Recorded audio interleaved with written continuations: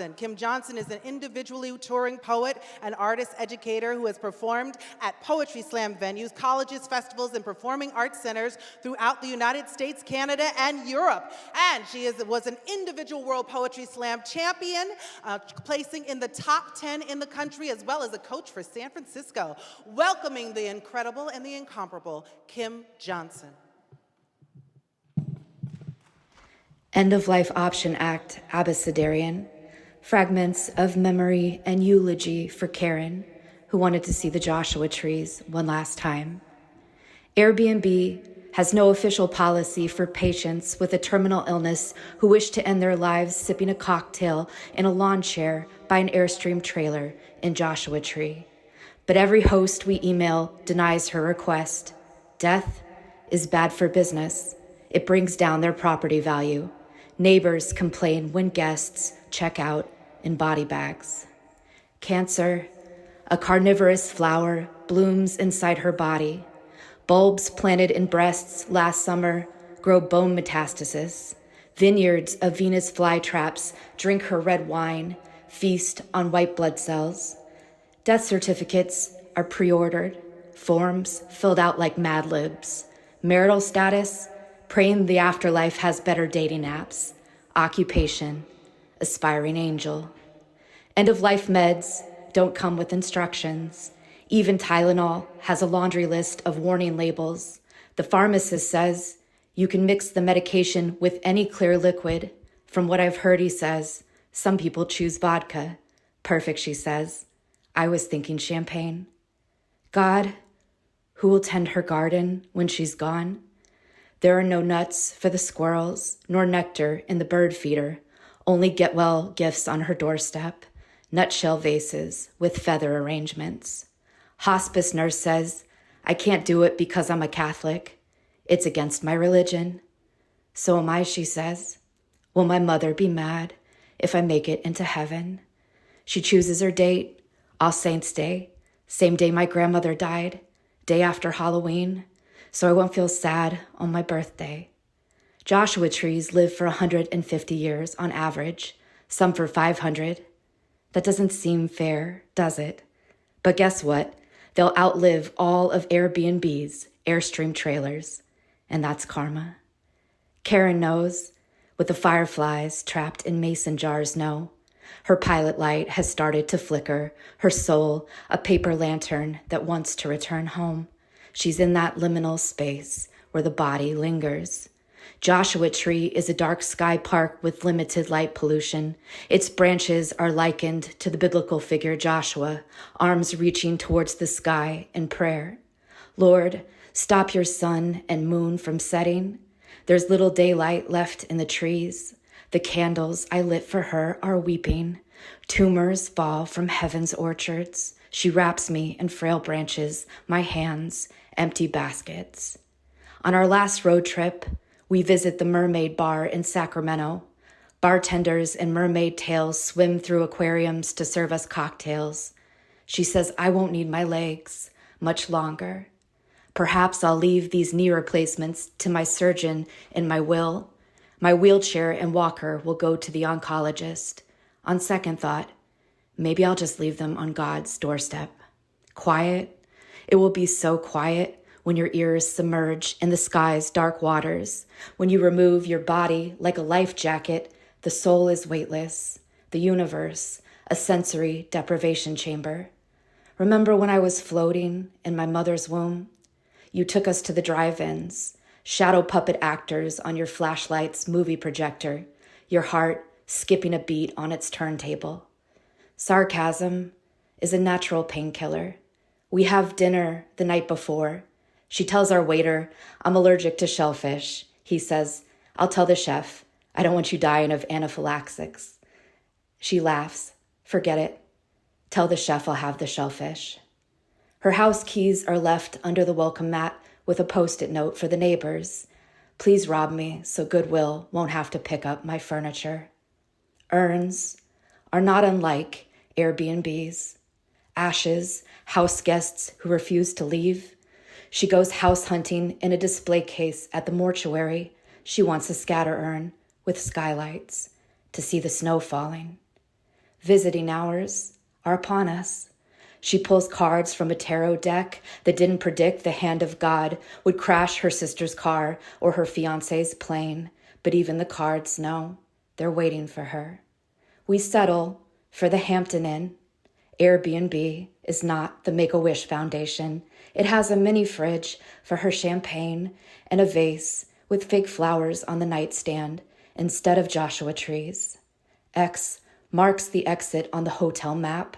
A hearse waits for her in the parking lot.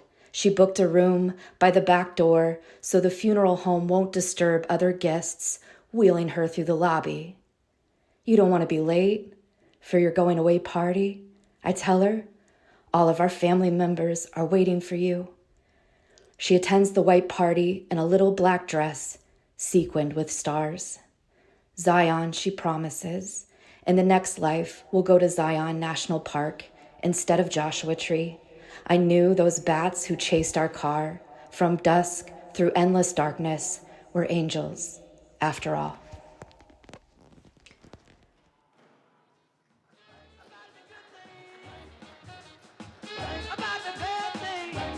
All right, that was Kim Johnson giving us absolute life, love, and transition in that incredible video presentation. Thank you so much, Kim Johnson. And coming up next, keeping with the incredible and brilliance that has been touching this floor and this pulpit and this microphone, we have Jason Bayani, who is the author of Everyone I Love, Alive, Locust, and Amulet. He is the co-executive director of Kearney Street Workshop, the oldest multidisciplinary AAPI arts organization in the country. You put your hearts together right now for Jason Bayani. Think about the sacrifices that I made for you. Think about the hard times that I spent with you.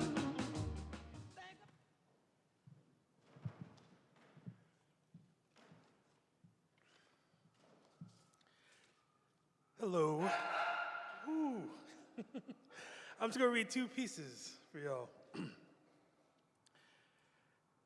Ever the odd silence finds interruption.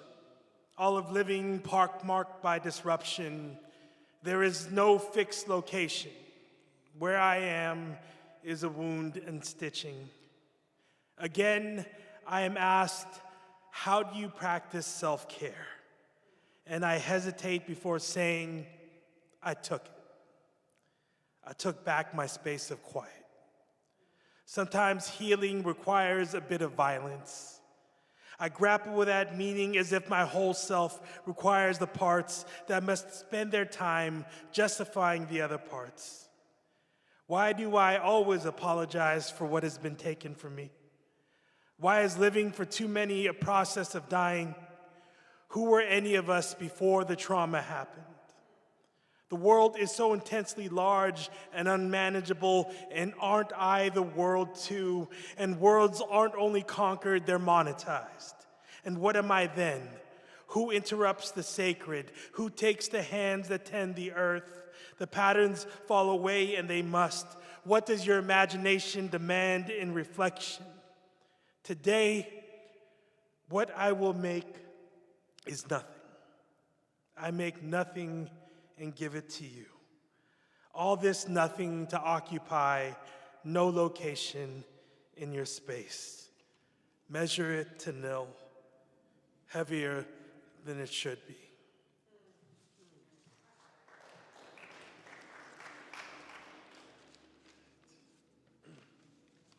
This is just the opening piece of a longer piece, but I'm just going to read this part.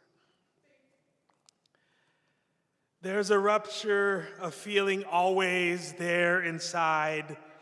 I'm waving my hand in a theoretical space, trying to look for it, this thing I'm trying to share with you.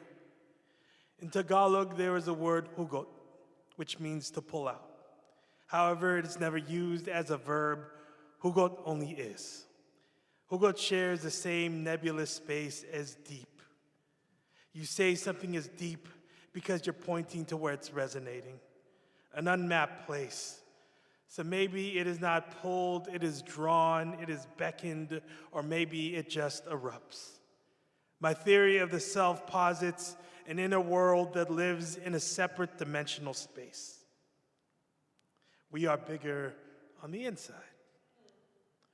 If Hugot is and Hugot is of, then there must be aware. Hugot is not Hugot by merit of feeling or emotion. It must be labored towards. It has to be earned. Hugot is often placed under a romantic context. My cousin is a director in the Philippines. He specializes in romantic dramas, the kind where the trailers feature light-skinned actors with delicate features crying at each other in Taglish under a soft focus lens. In his films, love is gained, love is lost, and we are always struggling to understand where our love must go. In the desperations and passions is where everyone will point to where the Hugot is. But I see the way he holds the male body in his frame.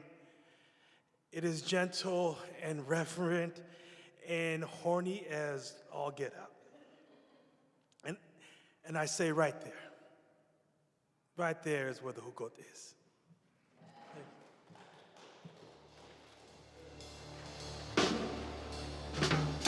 Okay, thank you, Jason Bayani.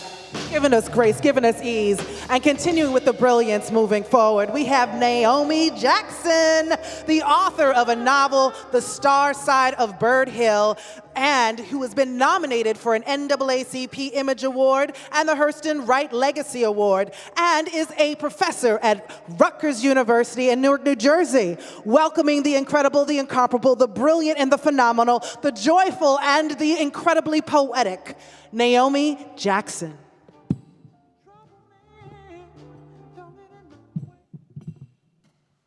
Hello, my name is Naomi Jackson, and I am sharing with you some poems. All of these poems are unpublished from a collection that I've been working on for some years. The title of that collection is called Becoming the Beloved, and these poems deal with love and heartache in all its forms. So I'm going to share 4 of my original poems with you, and I'll end with a poem by Cheryl Clark. So the first poem that I would like to share with you is called Parch, and it's a bop, which is a form that was created by Afa Markle Weaver, and this was published in a bop anthology. Parch. Sunday nights I keep company with myself. Quiet storm rattles my tinny transistor, wakes the wound of what we had then. I chased you away with an all the time kind of love. Gregory Isaacs croons about unquenched thirst, and I know that parch. Night nurse, only you alone can quench this here thirst. When your thighs bloomed in winter, denim stitched railroad tracks to your skin, grew molars, chewed your flesh. My ears shut to the truth of your growing out of them than me. A face, an outfit, a feeling, all too tight now to hold. Summers come and gone, and the rank and rand of you still haunts the hot of unslept nights. I long to fit into you, to be welcome again at your doorstep. Night nurse, only you alone can quench this here thirst. Your pungent ever after musts the crotch of jeans you return. Saturday mornings I slip them on, try to feel your weight in their open. Ragged scent of regret trails me like a hound. For now, left foot lures the right with its shadow. Night nurse, only you alone can cure me. So the next poem that I'm going to share is called Ndawo Yami. And Ndawo Yami means my place or my space in the Zulu language. And this poem is an ekphrastic poem that was inspired by Zanele Moholi's photography exhibition of the same name. Ndawo Yami. What makes a queen? Pageantry, sash unfurled, cast off, locks wrapped inside a tin tiara, stilettos that rip, fuck, who, heels that can hollow a heart, split it. What part of brawn makes a champion? Bathing costume, tongue-cheeked stripes and stars. At this stage of empire, we make of our love another country, sovereign desire. Myself made new bears witness to that embrace, those elbows, these thighs that could be mine or a lover's, that which is made visible, made beautiful, made human, made worthy, dignity in the undenied. Lodge the broken heart in gelatin and sea print. Bury hunger in the lover's stiff collar. Make manifest desires stony flesh. Render a pointed meeting place of breast and bone. Lover, flex knees and palms. Chasten me. Bring your soft to my cadaverous clavicle. Hold the meat of me as yours only. In the ladies' hostel, some secret tucks inside the sweet pit where our flame sighs open. Flash rattles but does not out el fuego. Our flesh is made flesh dans le feu. Oh, flesh of my flesh, made flame, made free, made seen, made whole. Now I'm going to share two poems that I wrote for some of my favorite singers. The first is called Stronger with Every Tear, and it's a poem written for Mary J. Blige. Stronger with every tear. I was a Dixie peach before I was a project girl. 4 when my daddy put a song in my throat. 5 when my uncle put his hands on me. I know what it is to tear down a life. No one taught me to till my own soil, make slow rows, careful not to uproot old hurt. Kendu's daughter wants to be a woman. I handle her careful, know all the ways a girl can shatter, what it's like to eat the shards. And the last poem I'd like to share is called I Know You Know for Esperanza Spalding. I know you know how to conduct communion. Throw your head to the heavens, let your voice ascend, catch God on his back way back down. Let one canción trouble your throat, another moan trouble your fingers, unleash fretted fury. Afro nimbus cloud above, alto terra firma below, steady ground to anchor flown rhythm. Your fingers swarm the bass's neck. Your tongue slays melodious poison aimed from arrows dipped in favela's fertile ground. You tell men 3 times your age their horns are too busy. Take it easy, dig on the 8. Name Tyner and Train and Bird as then, you the most important now. You dust days from your first quarter century, hibernate in Austin's August. Your daily to-dos front-sided and back, proof that genius begins with practice. In Oslo with Obama, you jammed the base's fat back with the lean edge of your slim everything. Your hope and ours bright enough to outshine warfare's glare. Lit by your song, we see only the brightest parts of ourselves. And finally, I would like to share a poem by a favorite poet of mine, the legendary Cheryl Clarke. This is a poem called I Come to the City. I come to the city for protection and to witness the thick transactions of women and dance with my head. My turns are calculated to end on the right foot, to subdue the hip movements. The city fumes with expectations and the smells of women wanting women. I've been in love 6 times in the last 6 months, and I ain't done trying yet. Thank you.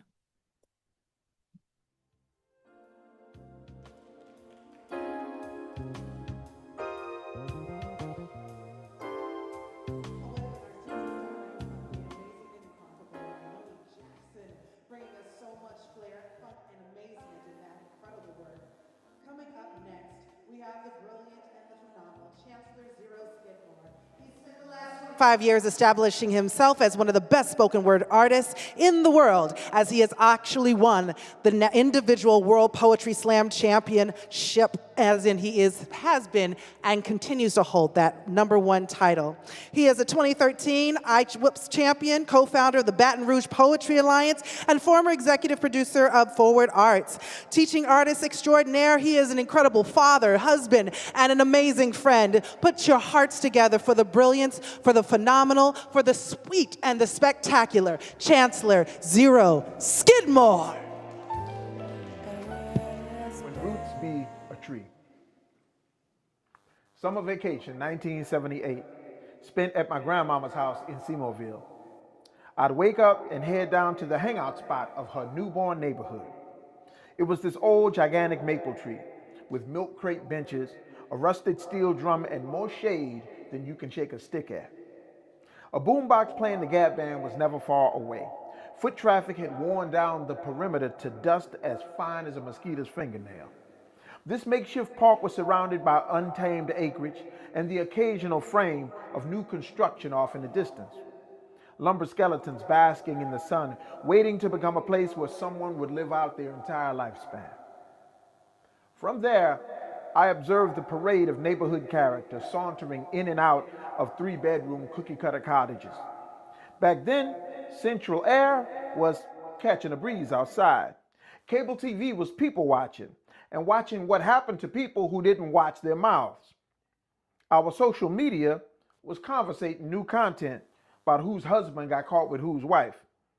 Everybody was visible and audible under the shade tree. Like my shade tree mechanic uncles, negotiating fees for repaired alternators, teenagers eating Dixie cups while cussing each other out, and old folks shaking their head at how these young folks just ain't got no shame about theyself no more. And me, too shy to talk and too nosy to leave. I'm a 7-year-old boomerang flying back and forth from the tree to my grandmama's house. Soles of my feet looking like roof shingles. Sheen of sweat on my face, scent of afro sheen in my afro. Yes, I had an afro. Scent of grandmama's red beans on the stove, greeting me as I myrtleized the spring of her screen door. She fussing at me for slamming it, interrupting baby brother's nap and Victor Newman's roguish soap opera antics, but Dorothy May can't fuss too long, because ain't no rewind on that big back television. Ain't no pause, no subtitles. Even watching TV back then was more real. Every scene was alive and then gone, like an afro, without funeral or autopsy. And in a flash, I was gone, right back to the hot spot in the shade. Fast forward to the early 80s. My parents added a third son to the mix and purchased a home on familiar land. Me and my younger brother got our own room, and right outside our window was that old maple tree. We'd run the attic fan at night to coax the breeze indoors. Its rustling leaves sung out the final notes of my innocence. And as I fell asleep, I dreamed the bough would never break and the cradle would never fall. When they built my cousin Philip's house right next to ours, they cut that maple tree down. We got central air and one of them VCRs. My Aunt Yvonne got us free cable TV, and my boy Aaron got that Atari 2600, and my daddy got alcoholism, and my mama got beatings, and we got beatings, and we got beatings, and the world stopped conversating. We hung out in bedrooms and living rooms. Our yards were littered with dried out baseball gloves, broken skates, and rusted out bicycle frames. Neighborhood trees became the scapegoats for sinus infections, awkwardly shaped wrecking balls that a hurricane might use to create a sunroof above your kitchen. Today, the oldest of 3 boys is now the father of 3 boys. And I've hung a swing from the elm tree in the center of our front yard. The 4-year-old asks me to push him almost every evening after school. And if my sciatica ain't giving me hell, I push him. Then at some point after that, he's going to boomerang across the mean digital streets of Roblox. But I'm hoping he'll always know that a breeze in the shade must never be sacrificed for some AI data center. I want them all to know that roots can reach up beyond us, give us nourishment, air to breathe. And throughout the universe, a tree is literally more precious than diamonds and gold. Sanctuaries are not easy to come by and are never fully appreciated while they still stand. Cherish your sanctuaries, baby boy. And always aspire to be one. Thank you. Well, this one come right around the world. All the way from Brazil into Jamaica. In time, here in the sanctuary, nothing could have been more perfect for this space. Giving all of the love, heart, and energy to Chancellor Zero Skidmore, giving us the funk and fire of Baton Rouge, Louisiana, holding that incredible mantle and community in heart.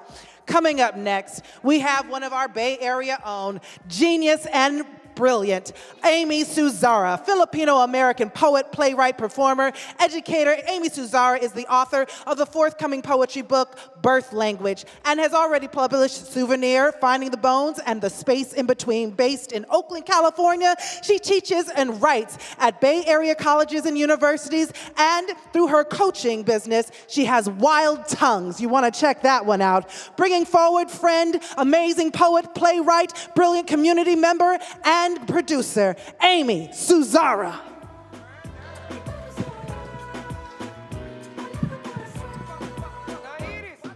Thank you so much. So I want to begin with water because this is about belonging, and we all belong with water. I also want to dedicate the very first short poems to my son, and this is called First Ultrasound of a Trickster.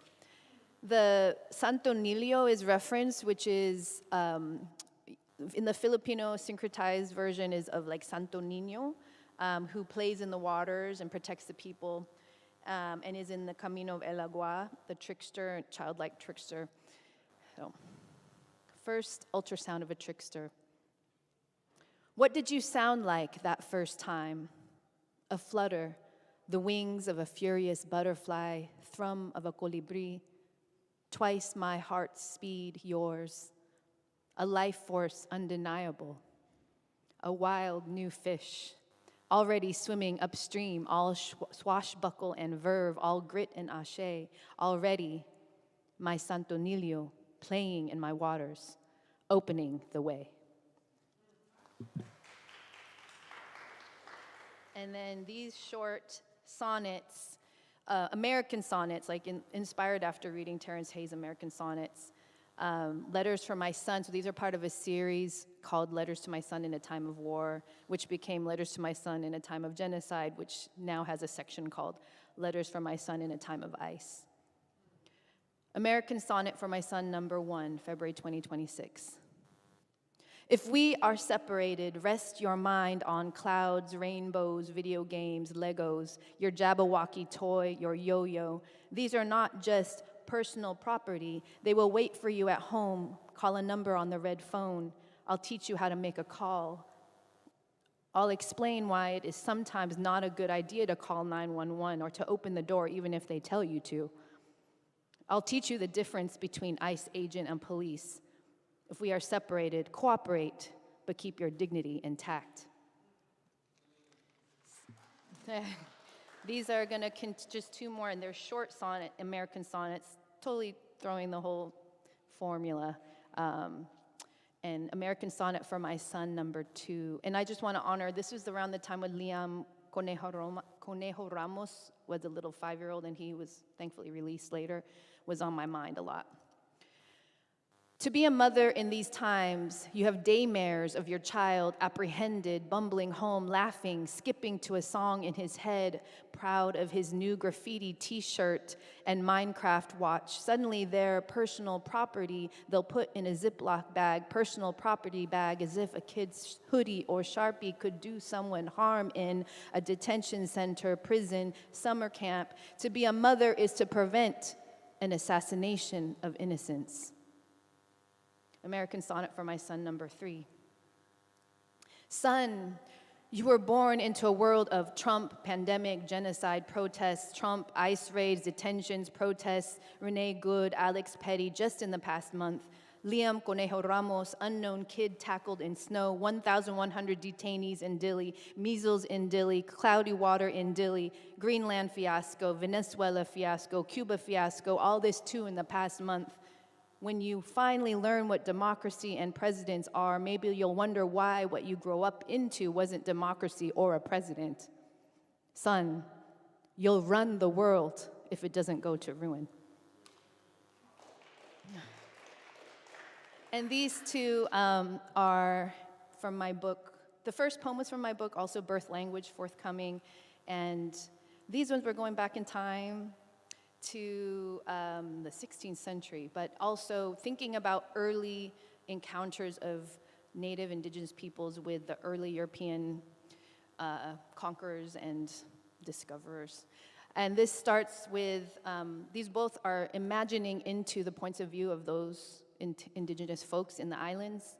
And I want you to think about how this applies to many of our own ancestors. It starts with a quote by Antonio de Morga, who was a Spanish scribe of that time, 16th century. Their laws and civilization were so poorly observed that they seemed deadened when the Spaniards landed there.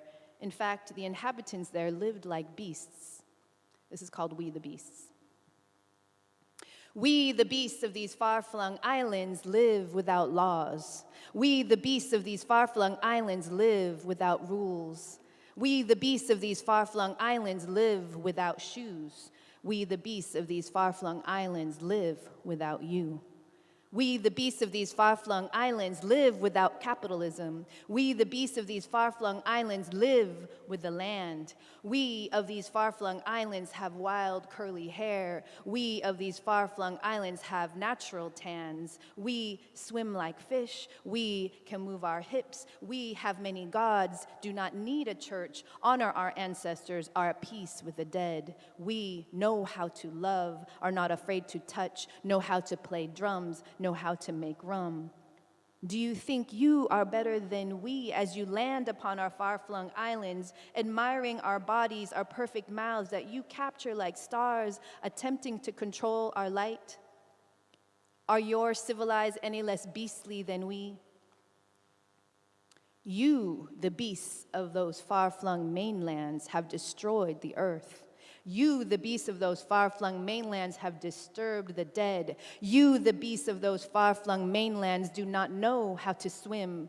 You, the beasts of those far-flung mainlands, do not know how to dance. You, the beasts, turn red in the sun. You, the beasts, envy our golden arms. You stand stiff in the wind. You try to copy our rhythms. The beasts try to steal our songs. The beasts try to steal our names. The beasts try to school our children. The beasts build churches upon graves. The beasts have turned paradise into trash. The beasts depend upon us. And I am going to bring us back to, well, to me that is, you know, we're still imagining into the agency of peoples who weren't given voices. And so this is the last one where I want us to return to the water again. This is a trilingual. Some of my poems in that book are with Spanish, Tagalog, and English, so you might recognize them in there.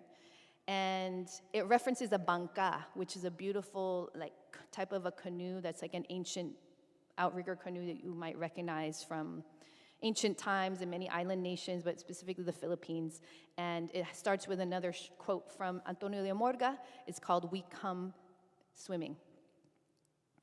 Quote, "From a port of this island, about 70 canoes came out, each containing 3 men or thereabout, while some came swimming and others on logs. They had fine teeth, eyes, mouth, hands and feet, and beautiful long flowing hair. Indeed, for a barbarous people, one could not restrain themselves at the sight of them from thanking God for having created them. We come in boats, or we come swimming. We come in boats, or we come swimming. We come in boats, or we come swimming. Bangka, take me home. We were born with fins, we come swimming. We were born with gills, we come swimming. Ipinanganak namin sa ilalim ng dagat. Bangka, take me home.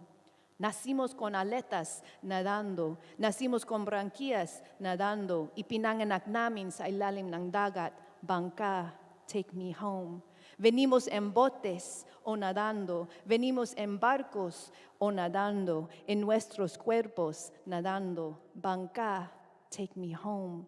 Venimos en botes y viviendo. Venimos en barcos y viviendo. En nuestros cuerpos viviendo. Bangka, balikan tayo al mar profundo. Regresemos al mar sa ilalim ng dagat. Bangka, take me home.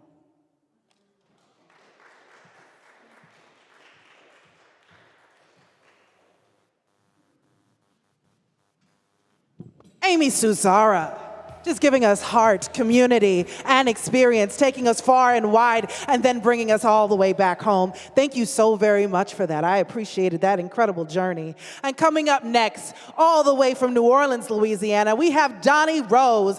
Donnie Rose is from Baton Rouge, but is a Baton Rouge native, but a New Orleans-based performance poet, teaching artist, and advocacy journalist. He's a John F. Kennedy Center Citizen Artist Fellow alumni. He is a brilliant producer, performer, artist, and friend. Welcoming New Orleans Sound with Donnie Rose. What's up, everyone? This is Donnie Rose representing out of New Orleans, and I want to give a special thanks to the TenderPoets San Francisco Poetry Festival, in particular my sister Ramona Webb and the Glide Memorial Church for having me. This is Black Boy Soul music, percussive rhythm of bullets. Bones cracking like cymbals crashing, voices yelling in disharmony like a manic choir. You've probably heard the lyrics. Ayo, there go them people in alto. I'm gonna get that fool in baritone. Free my boy Boo Boo in composed tenor. I can't believe they took my homie in cracking tenor. Lord, why? That's Mama screaming in a piercing soprano. She's been talking in that tone forever, trying to save us for the longest. For Black Boy Soul music, like it's women turn down, turn off, or turn on when he's ready to bury the load he's been given. Black Boy Soul music is silence, nightsticks slapping cheekbones, the wind chime of Warden keys, maraca sound of shaking dice, vinyl pop of blunt being lit. Black Boy Soul music like smooth whispering interludes. I'm sure you know the lyrics, show my man. I got that work for you.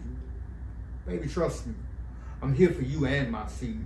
Black Boy Soul music sounds like bomb threats in HD, sounds like fear, like your worst nightmare, like their worst nightmare, like rats peeing on molded bread, like prison shower water on nappy head, sounds like summertime, like fireworks in a microwave, like pistol play on the 3rd of July, like the 4th homicide in a week's time, sounds like there's no solution, like Tuesday genocide, like Saturday genocide, like genocide gets no sick days, sounds like Chicago news, New Orleans news, Baltimore news, San Francisco news, like a blast from a bullet burying your New Year, sounds like indifference, like no one's listening, like our Father, which art in heaven, like hey, whatever happened to the one here on earth, like chopped and screwed prayers falling into broken headphones. Black Boy Soul music ain't world music, ain't tolerance, ain't evolution, sounds like depression, like crying, like hands lowered after being raised in surrender, like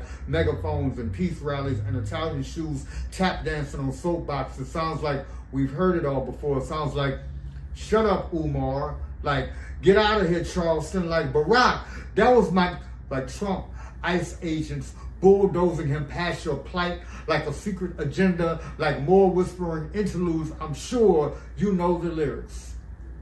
They don't care about their education. They're just products of their environment. If their parents only did a better job at home.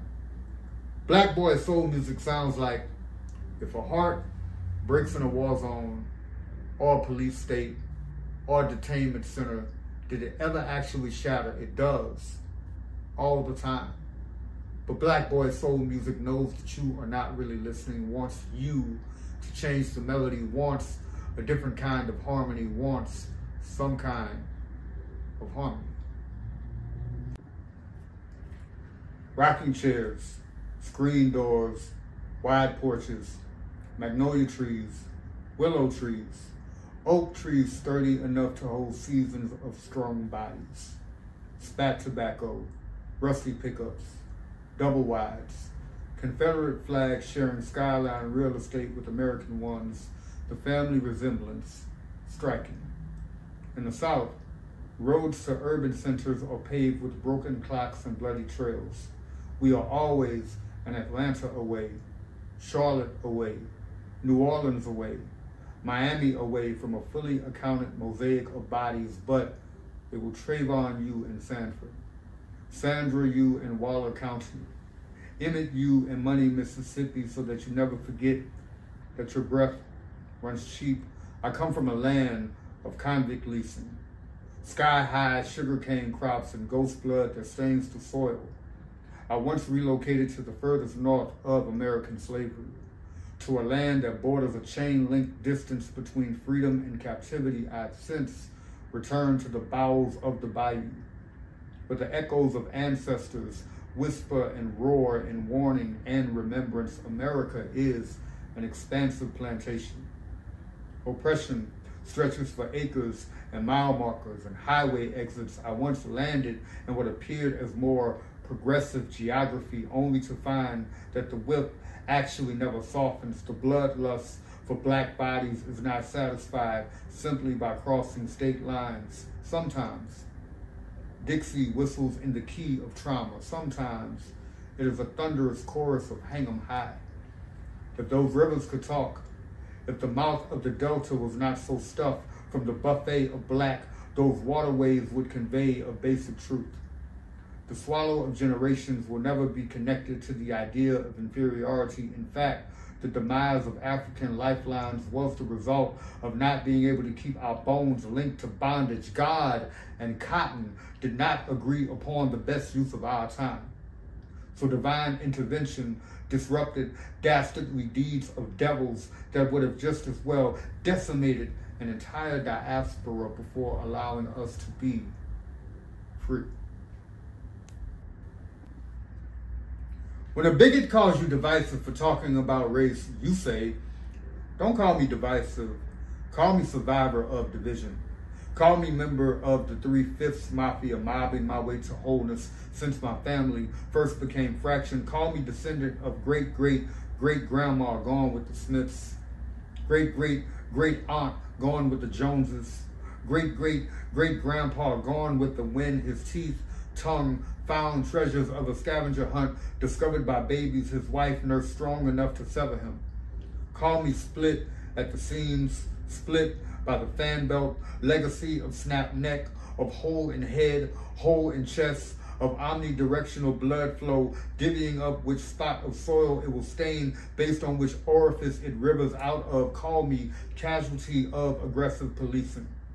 The halves and fourths of dispersed crowds after the tear gas chokes me silent. Call me 1 out of every 3 black men will, 1 out of every 4 black women will. Call me insert percentage of black children will be detained before being old enough to vote, be dehumanized before being old enough to pronounce their value. Call me a disproportionate number of inmate numbers. Do the math on how many cages it takes to make generations fraction. To the point of when were they ever nuclear? Call me scattered brain matter by way of rifle round anytime my aspiration of equality is misconstrued as not knowing my place. But don't ever call my rhetoric divisive. Call me bridge builder, architect of your manifest destiny. Let this language of who you are, who you've been, liberate you from lies that have cost us our lives. Call this talk labor. Call me laborer. If the familiarity of word association helps, call me whole. Go ahead, say it. Say something new. Try to stay alive. We bring you culture, new tunes. Oh, giving us all that goodness and grace and Creole funk and fire with Donnie Rose all the way out of New Orleans, giving us the goodness right there. I appreciate you, I honor you, and I treasure your artistry. Coming up next, live on this pulpit stage, we have Deidre White, who is many things, but she is also a Kearney Street IWL Fellow, an NAACP Image Award nominee, and the oldest granddaughter of the first black mayor of Menlo Park, California. Welcoming my dearest and most divine sweet sister. She is an incredible friend, she's an incredible performance artist, and a brilliant, just brilliant human being. Put your hearts together right now for the amazing, for the brilliant, for the former San Francisco Poetry Slam team member, Deidre White.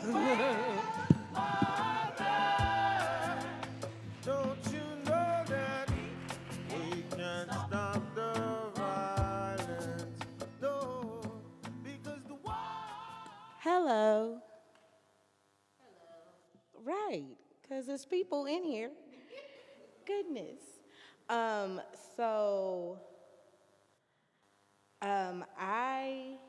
of these poems are new.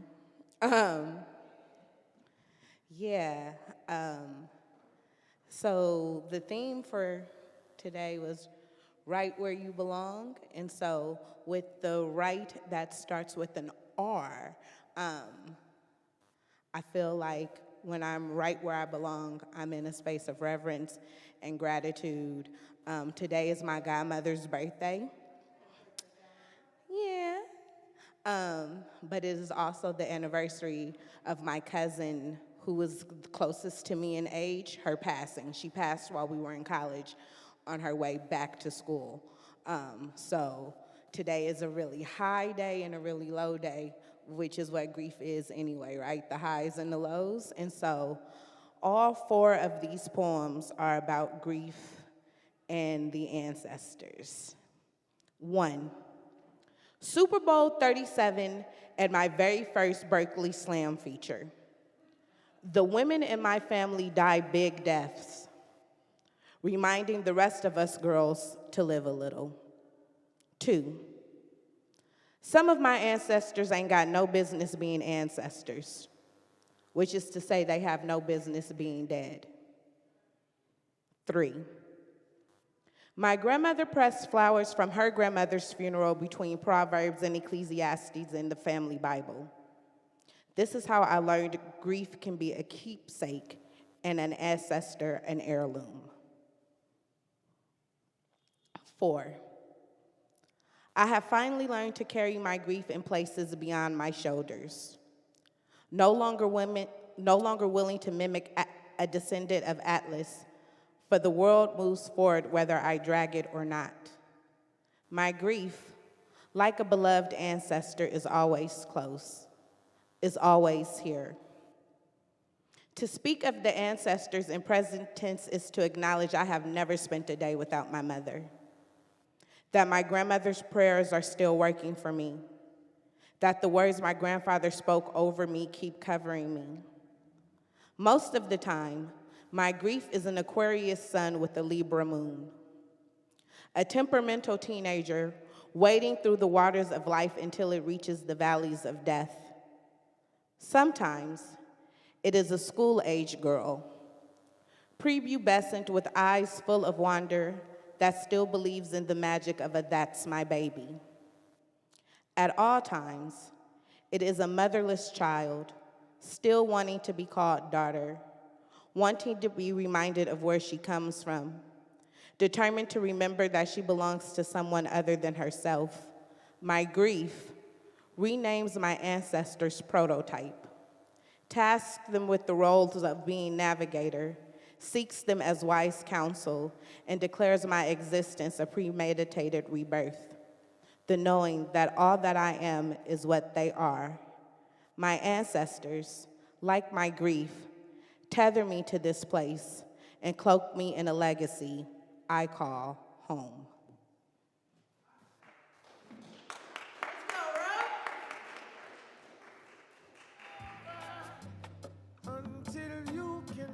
Oh, that gracious goodness is Deidre White, holding us in heart and hands, keeping us completely connected. And in the transition, we are here and uplifting you in sacredness right now, just like your poetry just uplifted the rest of us.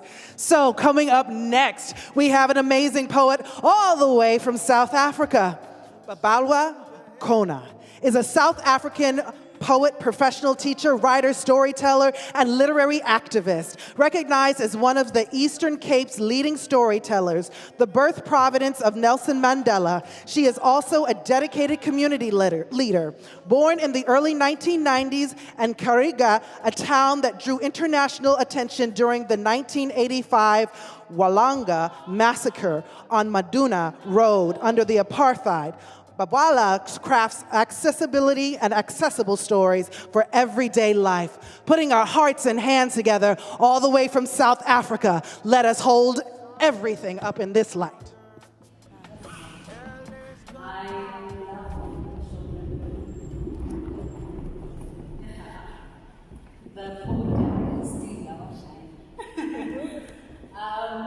Today I'll share a poem with you that is called Garden Town. I have seen silhouettes on this garden. Its hills conceal our predecessors' names. The graveyards tell of their bravery. This town is built with song of the mother from church apostles seduced by the reverend because of her impeccable vibrato. It is a giggle from a hungry child near a spaza shop selling a fake raffle to feed his siblings. I have seen this part of the world dancing on a corner shebeen. I have seen its moves from a young woman who placed her newborn child in a black plastic bag and threw it out with the garbage. Our dependable dogs have told these tales. I call it home, a place of displacement. Its heart floats on river Kagua and Choloha. The blood of its people that has been shed in soil continuously sprouts as prickly pearls, wailing not to be forgotten. Its rage bursts out in sewage. Our ancestors' cries are paraded on RDB houses, a kaleidoscopic people. Its despair is carved on my grandmother's face. Christmas Day reigns here, and love is suspended during the festivities. But I like it here. It is home. Watch how we release our ghosts for a dance at the garden. Watch how we release our ghosts for a dance at the garden. We chant in the darkness and murmur. We chant in the darkness and murmur. Freedom song. Freedom song is dead here. But we are happy. We are very, very happy. Thank you.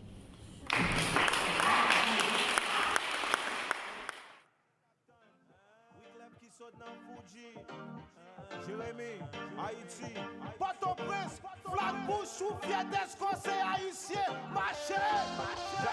Giving all our love, hearts, and hands together for the amazing and the brilliance coming out of South Africa, giving us this international flair of goodness that continues on. We moved through all of the different areas and diasporas of poetry tonight, and I am incredibly grateful to continue on this journey with Ekabumi Elik, who is an award-winning painter, poet, author, and educator. As a champion performance poet, coach, MC, and producer, his tireless efforts in the 90s and 2000s resulted in an explosion of poetry slam events in the San Francisco Bay Area. His illustrations as an artist appear in The Awakening Shakti and Roar Like a Goddess and Tantra Illuminated.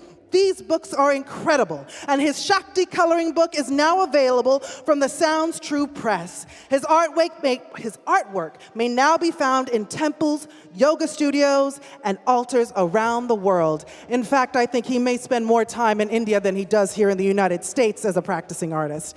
Let us put our hearts together for the brilliance, for the spiritual journey, and the goodness of one of the founding community poetry members here in the Bay Area, Ekabumi Elik.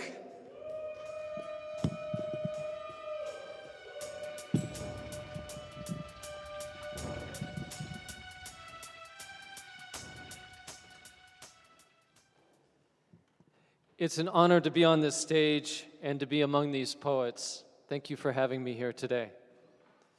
I would like to start with a haiku. I also want to say, the idea of belonging means so much to me, having spent so much time in other countries for the last decade since I worked with all of these poets here in the Bay scene. I think that we belong wherever we find God.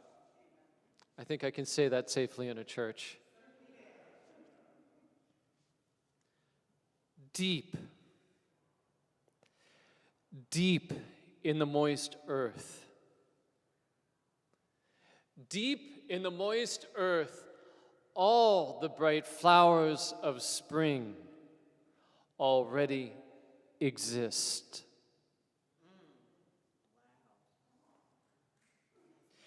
In the shadow of sleek condo towers, I stand among a group of poets on a fashionable marina boardwalk. Out of place among the elites, pricey glass-walled restaurants perch on pylons as though annoyed by the frigid water. Fiberglass palaces bob at their docks, multi-million-dollar yachts awaiting their owners to finish dinner. Scent of wood-fired pizza wafts across the water, restaurants tinkling and murmuring, filled with elites ignoring the streets. My friends look down at their watches and their phones and look up at the sky. The chill Pacific wind ruffles our hair, water burbling against the seawall, seagulls squawking, traffic complains in the city behind us. On the far shore of Vancouver Harbor Bay, some industrious child left their tiny monopoly houses, black and white container ships, rafts of Lincoln logs, Tonka trucks, cranes like stick figure horses. Beyond the industrial areas facing the city, across hammered steel blue waters, priceless mountains painted lapis blue and slate gray. Forest-cloaked slopes, snowy crowns wrapped in silken mists. Above us, low clouds of silver lapis and dusty gold, like a patchwork blanket, almost obscure the sun. It's setting beneath them, near the horizon. Golden, radiant, and lightning fingers slide horizontally beneath the clouds, like a warm, inquisitive hand, and pulls out a miracle. Joggers stop jogging. Yuppies on penthouse balconies stand pointing. The mouth of retirees in camel hair coats hang open. Construction workers look up from their tools and squint. A police car, cruiser, parks, and its tinted windows slides down. Suddenly, all one together in a state of awe, we stand facing east towards Cole Harbor, composing operatic crescendos in our mind for the vision manifesting in our eyes, some mysterious where between the expensive city and the priceless mountains, a rainbow appears. Redder than blood or scandal, more yellow than cowardice or sour candy, greener than lust, bluer than jazz or sapphires or a gas flame or even a spark of electricity, but solid as faith. Alone it would be spectacular, a sizzling arc, an omen, a comet's tail, the bow of Apollo, but today heaven splits. 2, 3, 4, 5 layers, and as the sun sinks, another pale rainbow emerges, all stacked together like a spool of fairy tale thread until too pale to distinguish, too thin to differentiate. Ripples from an epic drop of sunlight, a science fiction tunnel into the dimension of living colors. And above the primary arch, a gap of clear air like an empty track on an album, and 2 more rainbows then appear, each half as brilliant, half again as wide, an 8-layer rainbow. Reverence costs nothing but the sacrifice of distraction. I have to remind myself that I have a body. Spectators begin laughing and patting one another on their backs as if taking credit, as if we were vain philosophers convinced the rainbow could not exist without witnesses, as if it were some diva who had refused to perform for an empty house, but her arms are as wide as the sky. There are no wrong ways to express awe. And for a moment, we all belong to the present. Then the mischievous sun sticks her fingers below the horizon, and before anyone can remember a camera, our miracle fades.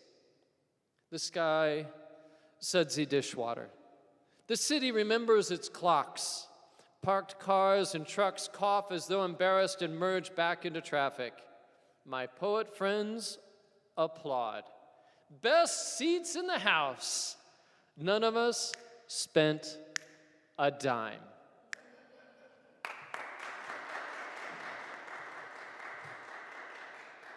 I'd like to end with one last haiku. Thank you, my dear. The fruit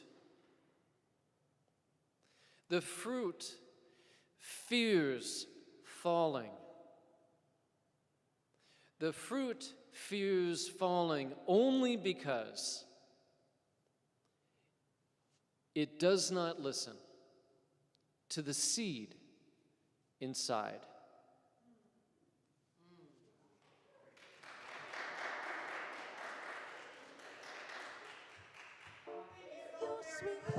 Boomy.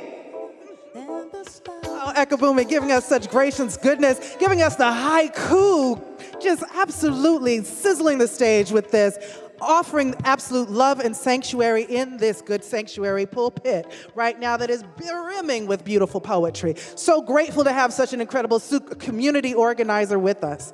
And coming up next, continuing the brilliance, continuing the journey of story and experience, we have Samantha Thornhill, a poet, intuitive, journaling guide, and community builder whose work lives in the intersection of words, reflection, and transformation. She is the author of The Animated Universe, 15 children's books, and the Black Unicorn Journal of Passions.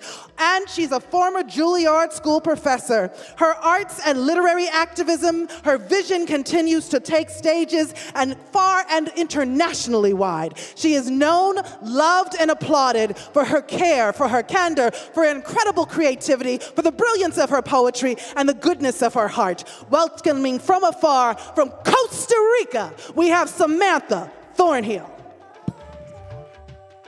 Greetings, beautiful souls. I am Samantha Thornhill. Gratitude to Ramona Webb and Glide Memorial Church for this wonderful invitation to share 2 of my poems with you today, centering on belonging. And what an important meditation. In a world that is doggedly dividing us in every way possible, it is a radical act to find that sense of unity with each other. We need each other more than ever. Belonging has been a big theme for me personally. I immigrated to the US from my native country of Trinidad and Tobago when I was a young child.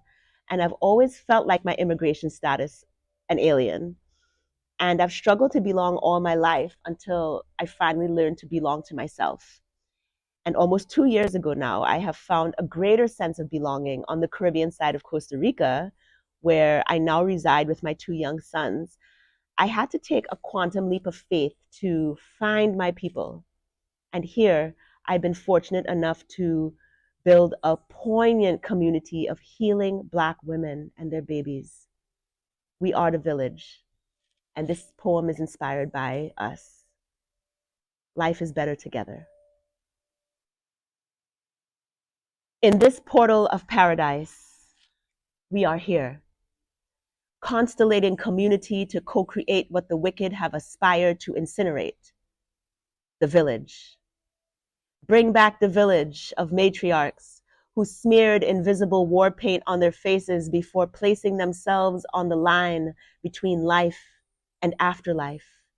Fill that birthing tub, scripted placenta plans, or packed that bag of prudent comforts to heave the globes of their bodies into the hands of husbands and midwives or incomplete strangers. These motherships of lineages prepared to lay it all down in the posture of theirs and universal choosing, placing their own large lives in the gap between life's scales, which is to say, in the balance, full well knowing that Audre Lorde might be right, that we were never meant to survive. But we did, and we are more than survivors, swan diving and soaring through swamps of circumstance with hearts as wide as the firmament. Despite the judgment gators flanking us, we stay the course to our bliss. Bold-faced and bombastic, we dare authenticate ourselves and gut-check our destinies, flourishing through the harshness of life's winds like olives on a Greek hillside. Let us remember the grandmother trees in the old growth forest, abuela ecosystem of crone communication and fecundity.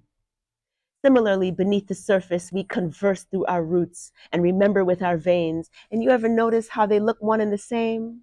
And so we walk back down through our roots, through the big, deep blood of our remembrance to bring back the village. The village thought to have burned. Well, it's igniting as we weed and seed our dreams, sleeves rolled up, hands in dirt, soft inside, Caribbean heat warming the napes of our necks, each blissed with our own plots to tend, but momentum minga be here, rotating garden hugs like the arms of a clock. This village be a garden of its own tending, and this here is a community thing.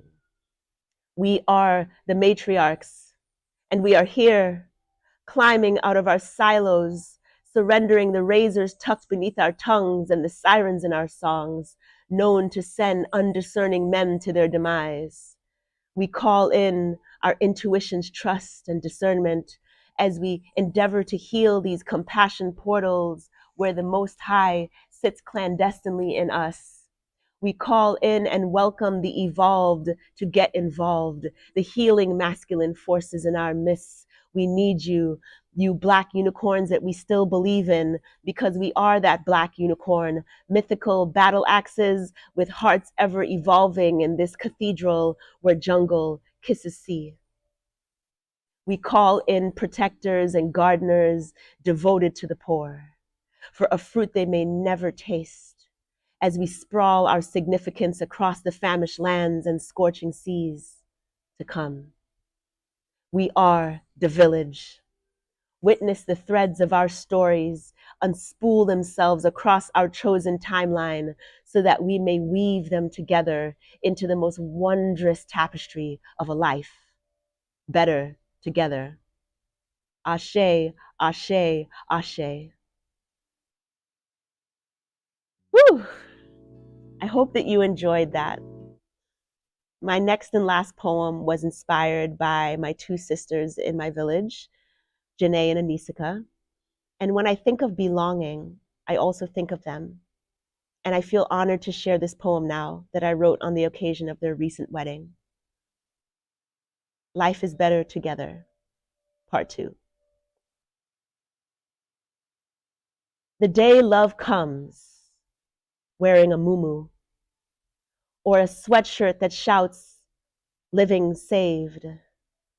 It will come to save you like grace, smelling of incense and forever. This eternal love is a sometimes love in the way of lightning that licks only so few in a lifetime. And when that sudden flash of understanding comes to pierce your heart chakra sky, suddenly a day that love has only come to save you after you saved yourself. Best for last shall be first. And when love comes for you, sultry and sorrowful like the voice of Sade, with the kind of nourishment that makes an altar of your body as it alters your DNA, healing you from the positions, traditions, and traumas that unmade you. When love comes, moons after you scripted out its 27 attributes with the ink of your hope, forgetting it long enough to not see love coming. Like that puzzle piece you weren't looking for while staring at its empty space. When love comes to fit biblically into the covenant of your life, you become the double helix, bonding covalently. It comes as a juicy journey of voluptuous friendship, gift-wrapped in romance, an exquisite expansion, subterranean like the waters of our blue world. The day love comes wearing your reflection, crowned in knowing, so hush now, don't explain. You will have loved yourself well enough to be ready. Say suddenly a day, you come to love, like stumbling into a garden of sunflowers and sun rays, and some days, love comes to love on the litter in your layers, beholding you and holding you with a gentle gaze of God, a soft witness to your grit and glitter.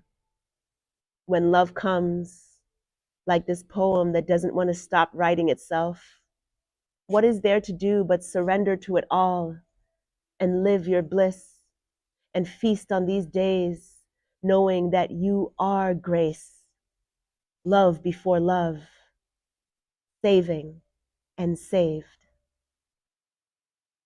Thank you. Love you, San Francisco. The incredible poetic stylings of Samantha Thornhill, giving us what is live, lovely, and real all the way from Costa Rica. With whole heart, we applaud your goodness. Coming up next, we are bringing forward from the pulpit of DJing into the poetry. We have Seven Kelly, Lucky Seven Bolt, who is a performance artist and yoga therapist from East Palo Alto, California, a graduate of UC Berkeley, and an alum of Poetry for the People under the late Jude Jordan. Seven Kelly has been a vital presence in the Bay Area poetry and performance scene for decades. Her work spans the stage and beyond. Seven Kelly is an incredible friend, a brilliant poet, an incredible artist, playwright, and offers us more than just music. She always offers us majesty and magic. Welcoming to the stage and our pulpit, Seven Kelly Bolt.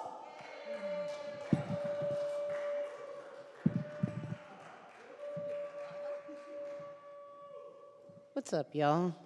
A little short.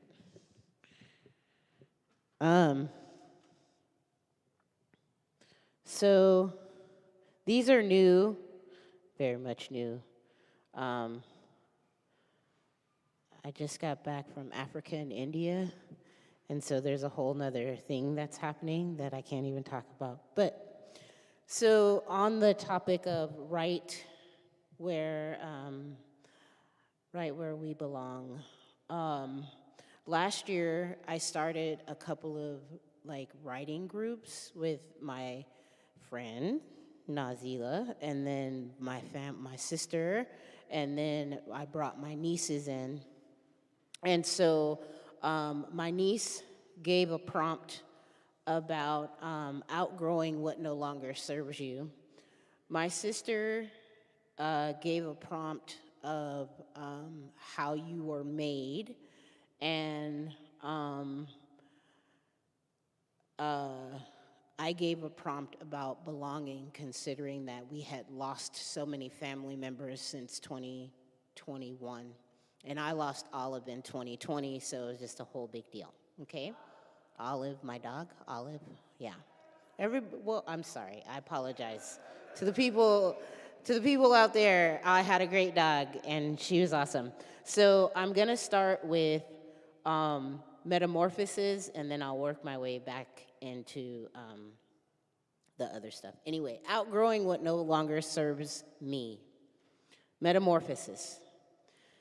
Outgrowing what no longer serves me is like what it is to become the dragonfly and take flight. In the stillness of depression, emotionally immature, choking on despair, I swam in circles, ingesting negative thoughts, no molting, no growth. I look up to see shimmers from the surface. I prayed one day to be above. An undercurrent of joy, new food for thought, curious exploration brought peace and harmony, now molting, layers of self-professed lies, growing in understanding of me. Strong enough to lift myself from the murky depths, surpassing regrets, distress, helplessness, fear, guilt, things I shed through forgiveness. Here, before you I stand, releasing the final layer of shame, tucked wings spread to dry. Above the lake of my own tears, I bask in the glory of hope and self-love. Soon, I will take flight.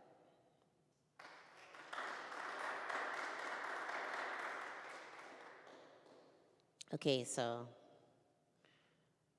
I decided when I turned 50 that instead of getting another dog that would die in the next 10 to 15 years, I chose to get a tortoise that will outlive me.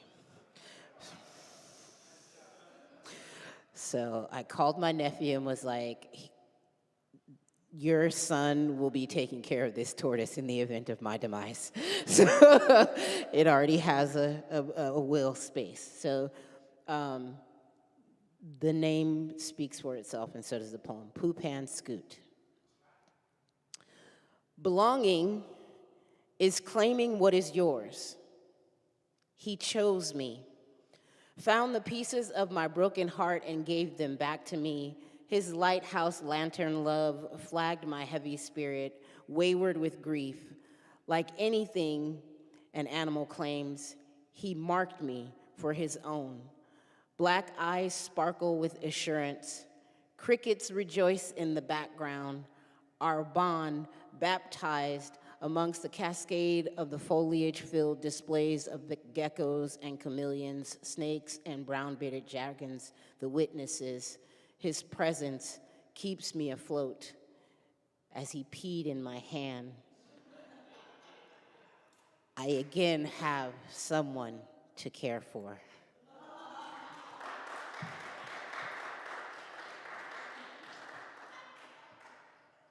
But I call him Poopan Scoot.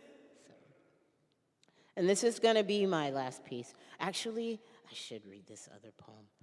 Okay, so during this time of writing, I found out that my family, my father's side of the family, has been here since 1685.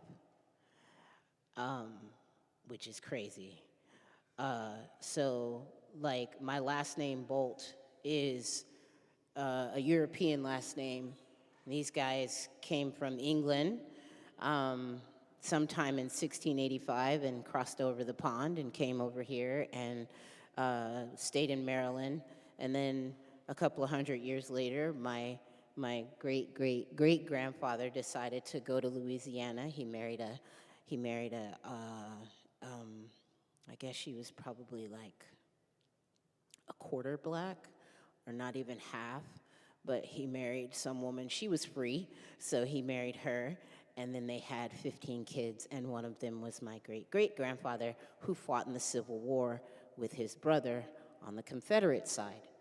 I say all that to say.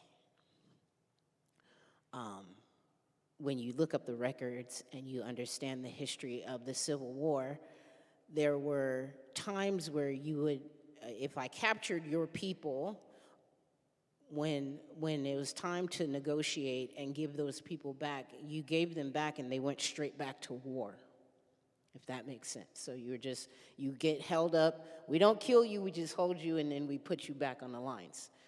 And so my great-grandfather got captured twice. And this is his poem based on factual events, but I don't know, it's my story. Will You Call Me Coward, for David Hammett Bolt Jr. My name is my pa's name. He, a doctor from Maryland, made us Louisiana octoroons.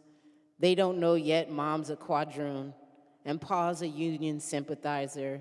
We, Passe Blanc, privileged to be at the table with the Klan, hear plans. Will you call me coward? Winter of 1861, Civil War at our door. My brother Charles and me joined the volunteer 27th Louisiana Infantry, U.S. Us, when rebels held it down for 12 hours in the Battle of Vicksburg, pushing Grant's troops back enough to make them regroup and strategize. I couldn't find Charles. The smoke burned, the wounded screamed, the dead contorted maimed bodies, bloodied art upon the earth. Will you call me coward? When I confess, I no longer had the stomach to fire a gun at my fellow man fighting to keep my family that didn't look like me slaves, so I surrendered. For a month, I sat in a Union prison camp, men from each side struggling for rations, and after 47 days of fighting, 2,000 soldiers gave up on the 4th of July, 1863. We prisoners paroled back to the Confederate Army. Greeted by the warmth of my brother's smile, we exchanged stories of the past weeks. Our infantry, reassigned to Mississippi, A. Thomas's brigade, once again set to battle. Will you call me coward when I say I saw the opportunity to flee, found Union soldiers, and once again surrendered? This time, I landed in Freedom's Fortress, Hampton, Virginia, blessed for the next year and a half, made wages, was clothed and fed. So will you call me coward because I did not want to die? I wanted our family safe. I wanted a home and friends to come back to. I didn't want to tarnish our name. Will you understand my actions, or will you call me a coward? So that's for my great-great-grandpa. And then this will be my last piece. Again, this is cut from good cloth. My parents would tell us, you're cut from good cloth. Fabric, woven with wisdom, created from fibers of ancestors' coiled hopes, dreams combed to keep our spirits turned forward, spun together with joy, food, music, laughter, creating the thread of which we are knitted. Warmth and kindness laced, stitched words. You are number one. Love yourself. You are the only person who can truly love all of you. Be good to yourself. Cora, I am. Daddy, I do. Y'all, I know. I am cut from good cloth. Thank you.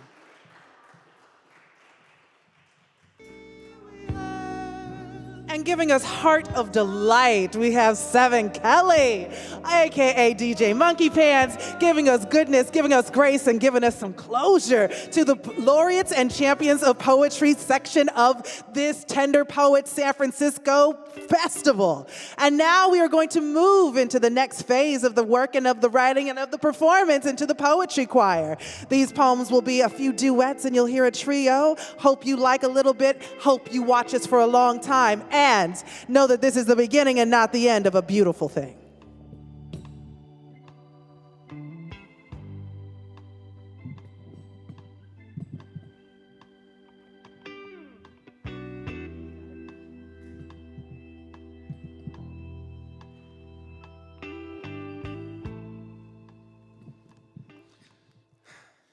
So we are going to begin with a poem by Janice Miracatani. This is Glide Memorial Church, which is co-founded by Reverend Cecil Williams and his wife, Janice Miracatani, who is an incredible poet and an incredible matriarch of this incredible church, Glide, which made it a writer's church. As a writer's church, this space offers us a new perspective on what it looks like to be in ministry and in poetry. She is the first San Francisco Poet Laureate, and she continues to hold and stand with us in every step and every word we take. She is an incredible matriarch in this community and has built so many humanitarian efforts that continue to flourish now and beyond. Her time here was short, but her vision here was long. And we will continue to thrive in the goodness of Janice Miracatani. We have a writer's church here every fourth Sunday where we celebrate the writer's voice. And every Sunday there is a quote from a poet. Every Sunday there is a writer's journal handed out. And then every Sunday there's a pen that is put to paper, just in honor of the goodness and the creativity that we continue to thrive in the mission of unconditional love here at Glide. So, in honor of Janice Miracatani, we are featuring her cover poem, Bad Women. Bad women know how to cook, create a miracle in a pot, make something out of chicken feet, pig's feet, cornmeal, hog maws, fish heads, fatback, ribs, root soy, or red beans. Bad women overcome homelessness, violence, addiction, and self-hate.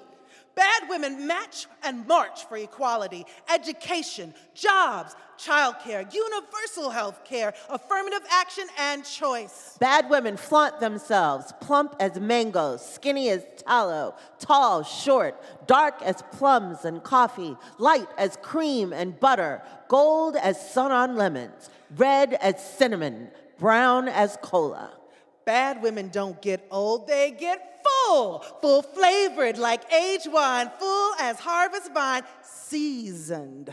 Bad women celebrate themselves. Finger popping, hip shaking, big laughed, wise mouthed, hefty thighs, smart thinking women. Hat wearing, soft syllabled, eyelash fluttering, tangerine lipstick queens. Small and big breasted, fat kneed, skinny ankled women who dance without warning. Wrap their men or women around their waist and dance to the edge of dawn. Bad women know how to stir their tears into pots of compassion.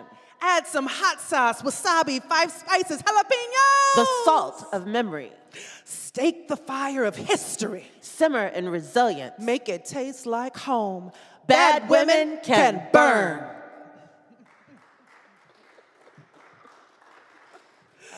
And next, we're going to share a poem by the incomparable Nikki Giovanni. This cover piece is entitled Ego Trippin'. There may be a reason why. I was born in the Congo. I walked to the Fertile Crescent and built the Sphinx. I designed a pyramid so tough that a star that only glows every 100 years falls into the center, giving divine, perfect light.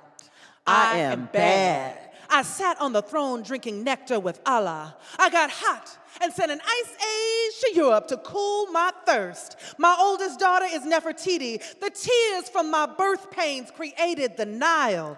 I am a beautiful woman. I gazed on the forest and burned out the Sahara Desert with a pack of goat's meat and a change of clothes. I crossed it in 2 hours. I am a gazelle, so swift, you can't catch me. For a birthday present when he was 3, I gave my son Hannibal an elephant. He gave me Rome for Mother's Day. My strength flows ever on. My son Noah built New Ark, and I stood proudly at the helm as we sailed on a soft summer day. I turned myself into myself and was Jesus. Men intone my loving name. All praises, all praises. I am the one who would save. I sewed diamonds in my backyard. My bowels deliver uranium. The filings from my fingernails are semi-precious jewels. On a trip north, I caught a cold and blew my nose, giving oil to the Arab world. I am so hip, even my errors are correct. I sailed west to reach east and had to round off the earth as I went. The hair from my head thinned, and gold was laid across 3 continents. I am so perfect, so divine, so ethereal, so real, I cannot be comprehended except by my permission. I mean, I can fly like a bird up in the sky. Thank you. And in our final piece, we're going to do a little trio with Nazila Jameson, Mona Webb, and Seven Kelly. We are going to share another incredible poet that spent a lot of time here at Glide Memorial Church, which is Dr. Maya Angelou. In fact, we have a room called the Dr. Maya Angelou Room here at Glide Memorial in honor of her being not only a congregant, but a continuous member of this church that was not only big, but was courageous and a love supreme in this unconditional love movement co-created by Cecil Williams and Janice Miracatani. Maya Angelou's Phenomenal Woman. Pretty women wonder where my secret lies. I'm not cute or built to suit fashion model size. But when I start to tell them, they think I'm telling lies. I say, it's in the reach of my arms, the span of my hips, the stride in my step, the curl of my lips. I'm a woman, phenomenally. Phenomenal woman, that's me. I walk into a room just as cool as you please. And to a man, the fellows stand or fall down on their knees. Then they swarm around me, a hive of honeybees. I say, it's the fire in my eyes and the flash of my teeth, the swing in my waist and the joy in my feet. I am a woman, phenomenally. Phenomenal woman, that's me. Men themselves have wondered what they see in me. They try so much, but they can't touch my inner mystery. When I try to show them, they say they still can't see. I say, it's in the arch of my back, the sun of my smile, the ride of my breast, the grace of my style. I am a woman, phenomenally, phenomenal woman. That's me. Now you understand just why my head's not bowed. I don't shout or jump about or have to talk real loud. When you see me passing, it ought to make you proud. I say, it's in the click of my heels, the bend of my hair, the palm of my hand, the need for my care, 'cause I am a woman phenomenally. Phenomenal woman, that's me. Thank you.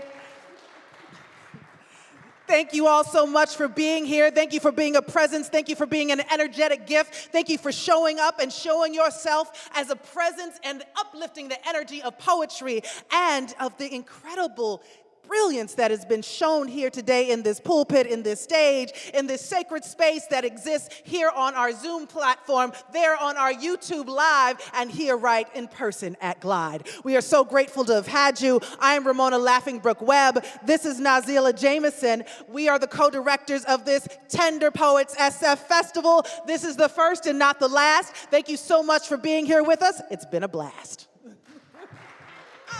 And now for the DJ spinnings of DJ Monkey Pants.